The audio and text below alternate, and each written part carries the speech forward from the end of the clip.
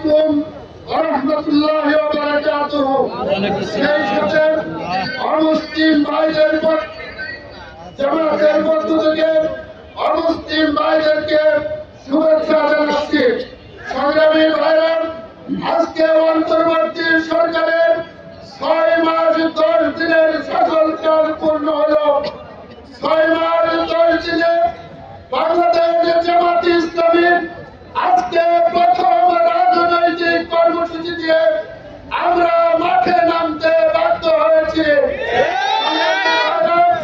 ইতিমধ্যেই শুনেছেন 2011 সালের 19 সেপ্টেম্বর বাংলাদেশ জামাত ইসলামী কেন্দ্রীয় দপ্তরে সাংবাদিক সম্মেলনে বক্তব্য দিয়ে বাসায় ফেরার পথে রাস্তায় থেকে জামাতের তদানীন্তন ভারপ্রাপ্ত সেক্রেটারি জেনারেল জননেতা এটিএম আজহারুল ইসলামকে অন্যায়ভাবে গ্রেপ্তার করা হয়েছিল।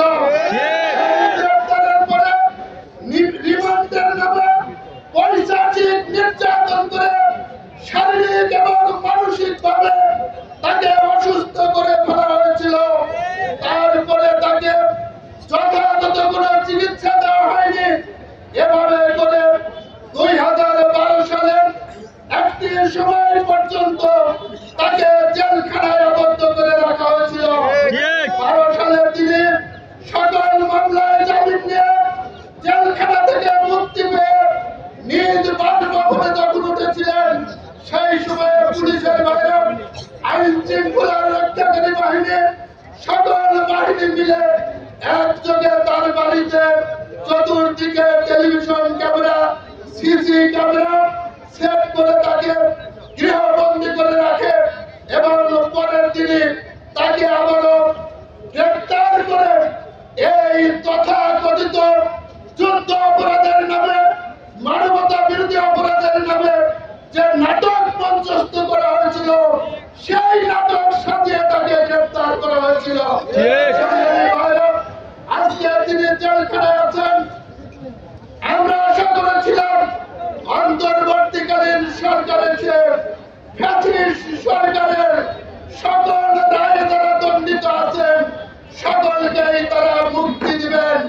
ইতিমধ্যেই অনেককেই মুক্তি দেওয়া হয়েছে, কাউকে কোর্টের আদেশে, কাউকে প্রধান উপদেষ্টার পরামর্শে, রাষ্ট্রপতির আদেশে কাউকে মুক্তি দেওয়া হয়েছে।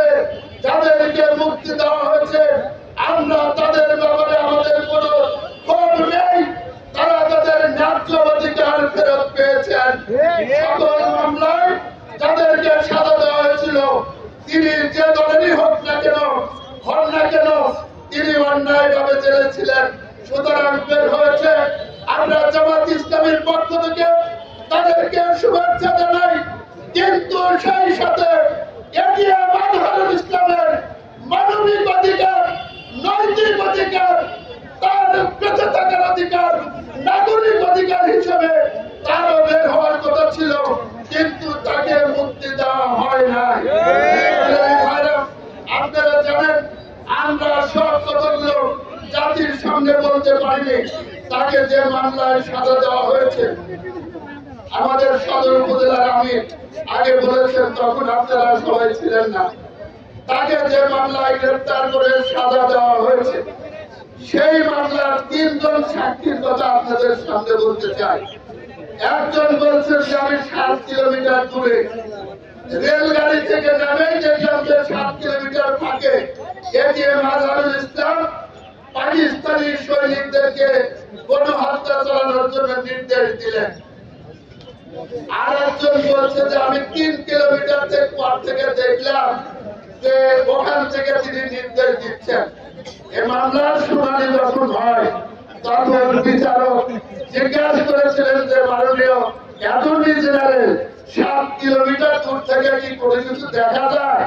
অ্যাটর্নি জেনারেল সেদিন বলেছিলেন হ্যাঁ স্যার দেখা যায়। এর উত্তর আজকে দেওয়া হয়তো আল্লাহ তাআলা তাকে নিয়ে গেছে, তিনি ইন্তেকাল করেছেন। আমরা দোয়া করে আল্লাহ থেকে মাফ করুক। যদি বেঁচে থাকতেন তাহলে আজকে জাতি দেখা দিত 7 কিলোমিটার দূর থেকে কিভাবে দেখা যায় এটা জাতি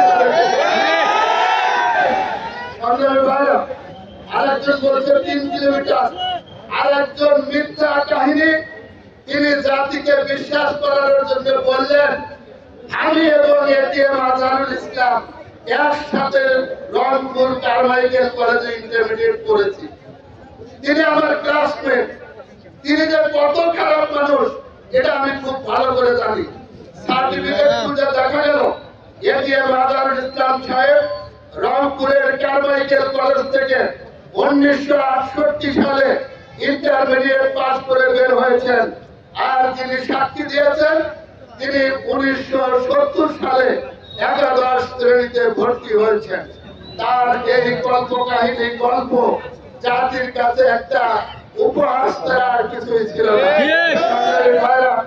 আমরা আজকে এই অন্তর্বর্তী সরকারের কাছে দাবি জানাই যে বাংলাদেশ জামাত ইসলামীর এই বয়োবৃদ্ধ নেতা যিনি ইতিমধ্যে জেলখানা থাকা অবস্থায় তার সহধর্মিণী ইন্তেকাল করেছেন, যিনি জেলখানা থেকে প্যারোলে মুক্তি দিয়ে তার সহধর্মিণীকে দাফন করে গেছেন, জানাজা করে গেছেন।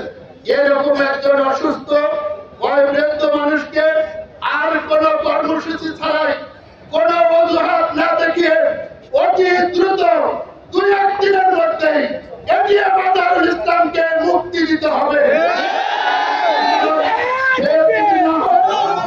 যদি করা না হয় বাংলাদেশ জামাত ইসলামী আজকে 1 দিনের কর্মসূচি দিয়ে যেভাবে সারা দেশব্যাপী রাজপথে আজকে মিছিলে মিছিলে মুখরিত করেছে, এর চাইতে বড় কর্মসূচি দিতে আমরা বাধ্য।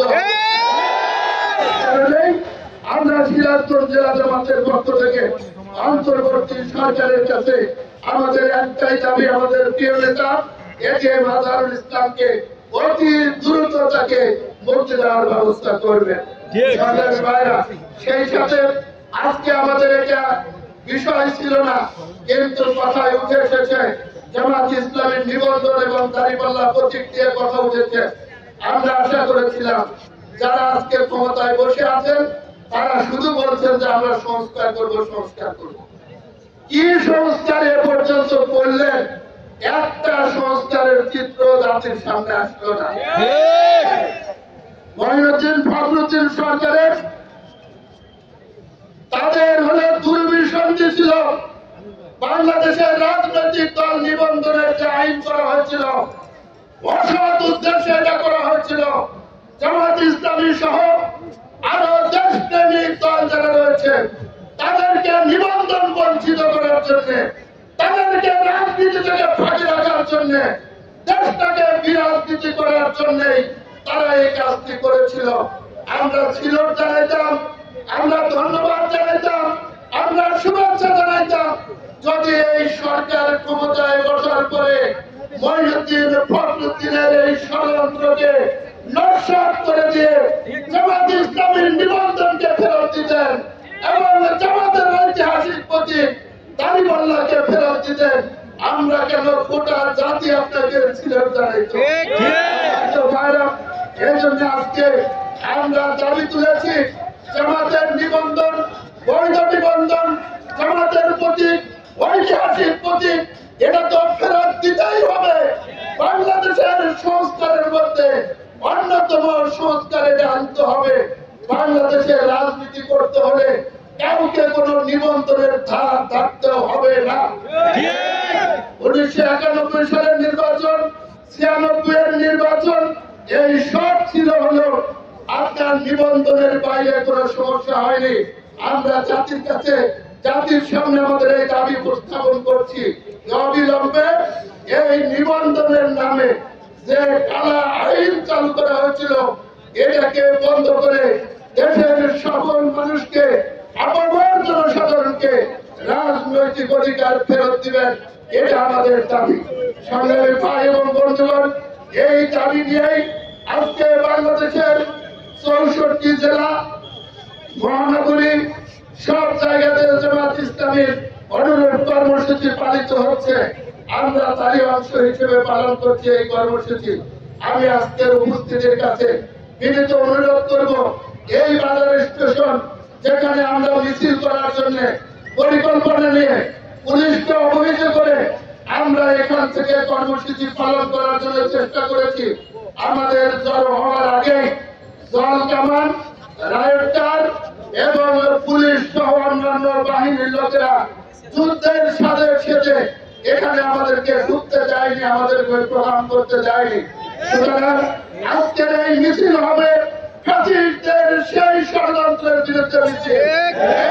সকল ভাইদের কাছে আমি আহ্বান জানাবো, এই মিছিলের শুরু থেকে শেষে এই জায়গায় এসে জেলা আমিরের সালামের মধ্য দিয়ে আজকের এই মিছিল সমাপ্ত হবে।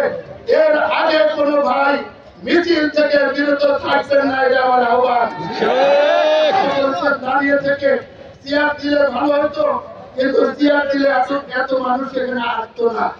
আমরা সেই মানুষ যারা জেলখানায় পচা কম্বলের উপরে সারা হাজতে পচা কম্বলের উপরে শুতে না পেরে সারা রাত জেগে জেগে দাঁড়িয়ে দাঁড়িয়ে পুলিশের সেই থানার রড ধরে দাঁড়িয়ে থেকে যারা রাত পার করেছি, তাদের কাছে 1 ঘন্টা সময় দাঁড়া থাকা এটা বড় কঠিন কাজ বলে আমি